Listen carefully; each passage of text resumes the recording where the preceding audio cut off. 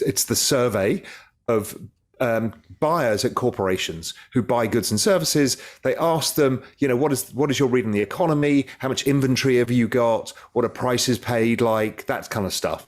And they create these surveys, and they're readily available online, and you can have a look at them. And they go up and down with the economy. They tend to lead the economy. And it's suggesting that if we're not careful, we could have a very sharp, nasty recession, meaning kind of a negative 5% GDP recession. And everybody's looking around you themselves saying, well, what's going to break when stuff like this happens? The market goes down, something's going to break. We're looking, what bank is it? What hedge fund is it? The actual answer is, it's the economy. The economy has just broken. The S&P Global Flash U.S. Manufacturing PMI fell to 52.44 in June 2022 from 57 in May. This is several points below market expectations of 56, and it points to the slowest growth in factory activity in almost 2 years. The Flash Manufacturing PMI estimates the manufacturing activities of a country based on 85 to 90% of the total Purchasing Managers Index survey responses each month. It is intended to provide an accurate advance indication of the final PMI data. While the Flash Manufacturing PMI was 57 in May, the final ISM Purchasing Managers Index was 56.1. With June's estimate as low as 52.4, the final survey responses could also be lower, hinting at more economic woes for the United States. It is important to note that any reading of the manufacturing PMI below 50 indicates a deteriorating economic climate. In a recent interview with popular author Robert Kiyosaki, Real Vision and Global Macro Investor CEO Raoul Pal highlights just how much economic woes the United States faces with the 40-year high inflation and increasing interest rates. Pal discusses the similarities between the current economic crisis and other ones that occurred in the past, including the 1974 Saudi oil embargo crisis and the financial crisis of 2008. This video promises to be quite enlightening as the macro investor goes all out in his explanations and comparisons. So ensure you watch it to the end, hit the like button, and subscribe to the channel. You could also drop your comments and observations about Pal's interview in the comments section below. Thanks, and enjoy the video. This is about as macro an environment as I've ever seen. And I think most people's read on it is probably wrong right now. So, okay, let's go back and say, I'm going to take you through a history lesson. Good. And then we'll get to today. That's and macro. I'll tell you why I'm concerned. Yeah. So why World War II? World War II was a fascinating period because, like COVID, the entire world had basically been stuck at home or been on battlefields. Everyone came back. There was no supply of commodities and goods. Global supply chains were broken, and everybody came back and started consuming again. And guess what? Inflation went up to 13% or something, maybe even higher. And that period was fascinating because interest rates went up. And the first thing that happened was the economy went straight back into recession, and rates and inflation went negative because it was a massive tightening of monetary conditions. You raised the cost of goods on people and didn't raise their salaries enough. People couldn't get the goods that they wanted, exactly like now, and everything collapsed. So we went back into recession, and then eventually some better times. And I'll come back into the 1940s and 50s because I think it's a really important parallel that most people misunderstand. The next time we saw anything remotely like this was 1974. A lot of people tell you it's the 70s again, inflation. Well, the inflation episode we had in the late 70s was driven by demographics. That was the baby boomers entering the workforce all at the same time. It was the largest demand shock the world had ever seen. And we had a supply shock of these oil crisis of the Arab oil embargo. That's not repeating now. What is actually more similar is 1974. 1974 was the Arab oil embargo. The price of oil tripled. Interest rates went up. Inflation shot up. And the immediate effect was the economy went down the toilet. Almost do not pass go. The stock market fell 50%. And the ISM survey, which is a good guide to the business cycle, it's the Institute of Supply Managers survey. Anytime it crosses below 50, suggests the economy is getting weak. A recession comes at about 47. It hit 30, which was the lowest in all history. And it happened in a space of 4 months. It went from roughly where it is today, which is around 55, and went to the lowest level in 4 months.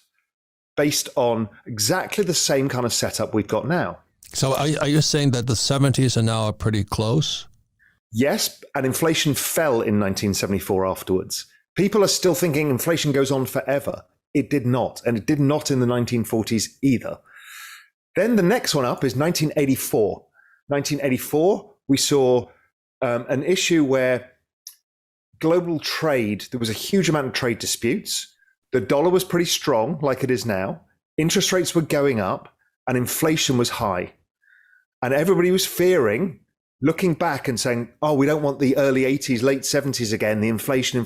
So Volcker was tightening rates too much, and the economy collapsed. It didn't go to recession because the Fed quickly started cutting rates, but the dollar went up a lot more and created a lot more problems. We ended up with the Plaza Accord in 1985 when everybody had to stop the dollar going up from destroying the global economy. Right. So then the next time we see something similar was 2008. 2008, if you remember, the oil price was at $147. Inflation was 6%. The Fed had been cutting into that because the economy was imploding. 2018, exactly the same. Oil prices high, inflation high. The Fed were hiking rates, trying to tighten the balance sheet. And what happened is the economy rolled over really quickly again. Okay, so what's going on here? Why does this phenomena keep happening? Everyone extrapolates inflation out forever. What actually happens is consumption falls because we've tightened monetary conditions. So tightening monetary conditions to ordinary people means the cost of your mortgage has gone up at the fastest pace in history. Over a 1 year period, mortgage rates have never risen this fast. So any money you borrowed has suddenly got much more expensive. Your wages haven't kept up with the cost of just basic services like food. So you're actually feeling poorer.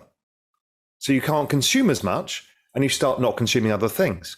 People overextended on housing because they rushed into housing in 2020 and 2021. And the rates have gone up for them. Also, just the rise in things like the cost of oil has meant that, gas prices, all of this stuff, and then the rise in the dollar, which is a monetary tightening. All of these things get together would suggest, and I put them on a chart, it suggests that the ISM is going back to 30, which is as it was in 1974, which is a terrifying fall. Now, what does ISM stand for? Institute of Supply Management. It's the survey of buyers at corporations who buy goods and services. They ask them, what is your read on the economy? How much inventory have you got? What are prices paid like? That kind of stuff. And they create these surveys, and they're readily available online, and you can have a look at them. And they go up and down with the economy. They tend to lead the economy. And it's suggesting that if we're not careful, we could have a very sharp, nasty recession, meaning kind of a negative 5% GDP recession. It might be short, depending what the Fed does, and we'll come on to that in a bit. So we've got the setup that we've seen many times in the past. We've got the forward-looking indicators, this monetary tightening, suggesting we've got some real pain to come. Then the anecdotal evidence, we're seeing all the tech companies who were bulletproof laying off staff and giving earnings warnings because everybody can't raise prices enough. So their margins are falling and people have overextended. Amazon said, we've hired too many people. They're one of the biggest employers in the United States. Okay, this is not good. But the answer to higher prices is higher prices. And that's what's happened. And everybody's looking around you themselves saying, well, what's going to break? When stuff like this happens, the market goes down, something's going to break. We're looking, what bank is it? What hedge fund is it? The actual answer is, it's the economy.